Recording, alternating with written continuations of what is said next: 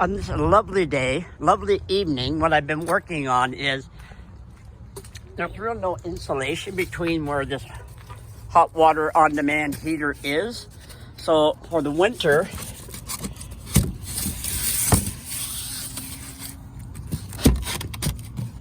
I made this to go around the perimeter, and then I'll put that piece back in, and then just tape it in place, and that'll at least give a little more winter protection. And then the other thing is, excuse me, on the hatches, what I've done is put 3 coats of ROVA. Then I put on a foil. That one's gluing up right now. So I glued basically the foil to 1-inch insulation, which I will fasten right here, because winter or sun, these black items will attract heat or let in cold air. So by adding this,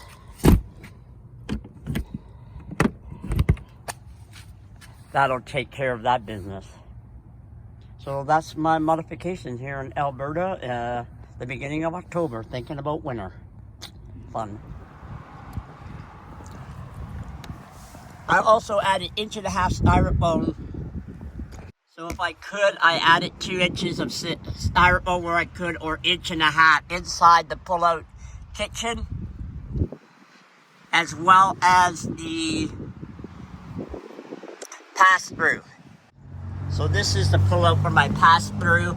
I know you can't really see it well in here, but it's all insulated with styrofoam as well.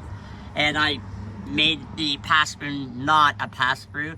It goes back in 4 feet or so, and you'll see what I did on the other end if you haven't already. And inside the front hatches, I also lined, because that wall is the back wall to the bed, and it is only like 1/4 inch pressed cardboard or something like that. So I put in all of this aluminum foil first, and then I threw in the insulation, regular house insulation, up on inside both of these hatches. I did not block the propane off, the venting for it. Now some people have said they felt that blocking this would affect airflow into the inside ceiling, but I don't believe that Black Series is that clever to have actually figured out a way in amongst the framing to make it so that it helps with condensation. And I've had no issues by closing that off and making it a little bit more thermal. I chose to close off my pass-through, so I had this area just for electrical and water for whenever I needed to do refill on water, and that also blocked off that and helps insulate. And I did the same on this side as well, as far as ROVA. And I made up to a styrofoam piece that will cover that door for the on-demand. But I did apply ROVA to it as well. I'll show a little video on how I put in a hatch around the area of the shower valving, because if it ever leaked, how would I ever get to it to resolve any leakage if the seals went on the valving? And 2, was there was absolutely no insulation in there. And then further to that, when I redid the back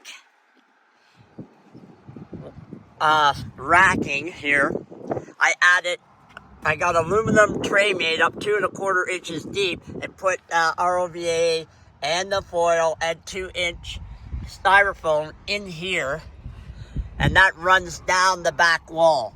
Now it is only attached by 2 screws at the top and silicone with the 3M tape, so if I ever needed to peel it off, I could.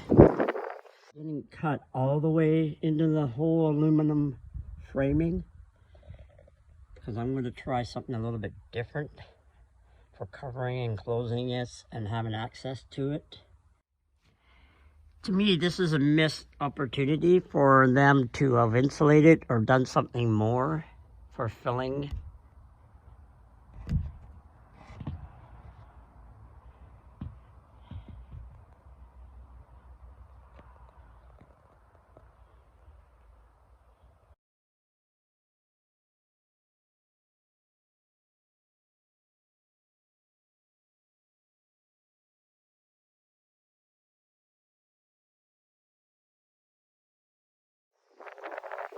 So that is some of the stuff I've done to the exterior beyond the frame itself.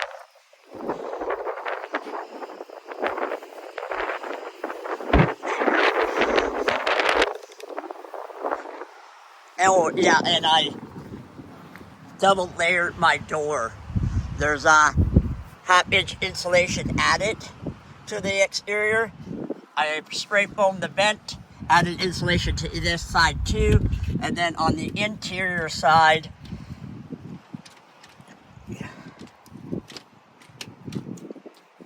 I put aluminum framing here, half-inch styrofoam, and then the foil. I double paned the glass here, so that sums that up. Oh, and I added 2 inches of styrofoam here. I'm not tall. To also with a door seal that you would use on the bottom of an exterior door, I guess.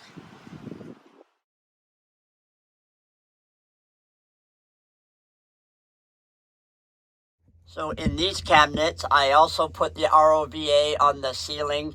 On all the cabinets, I put ROVA on the ceiling and the back wall, plus some insulation, half-inch, and then covered in with this foam. I still have plenty of room as far as, you know, storing all of my stuff. So that has worked out well. In every cabinet, I've done the ROVA, as I mentioned. And then in the bigger cabinets, I just put this foam, white foam insulation. It's like 1/4 inch thick, just to help further. Plus, behind the microwave, I put 2-inch styrofoam and closed off that venting. The microwave vent's fine without the vent going outside and letting dust and cold air in. I also have done it in the back wall of behind the sink and behind the fridge. I've done the same thing.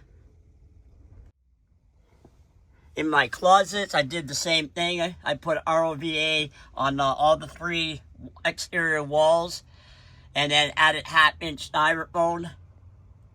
And in the bottom of the cabinet, it's really deep, so I put 2-inch styrofoam down inside each of the cabinets. And then in these cabinets, I did the 3 coats of ROVA as well. And it has really helped with condensation in that cabinet.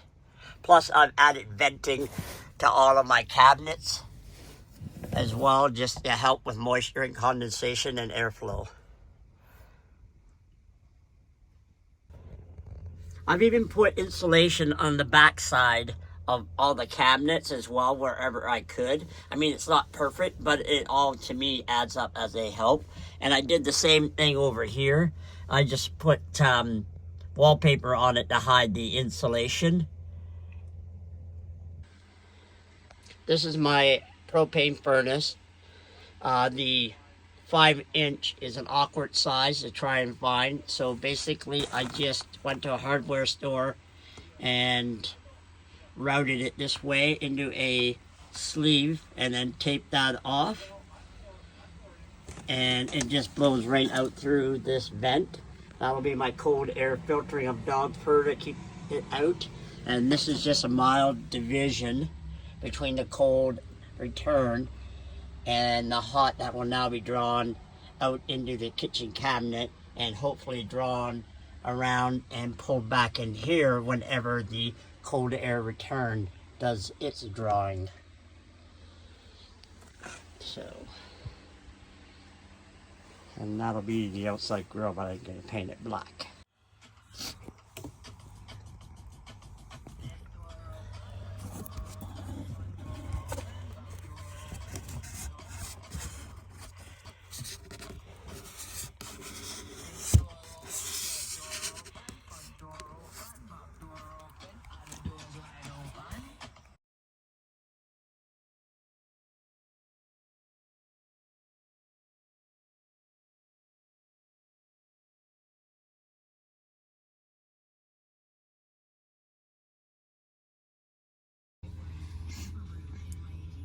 So we'll see how that goes. That's coming in from the propane and the diesel into the bathroom. And I made a switch right here.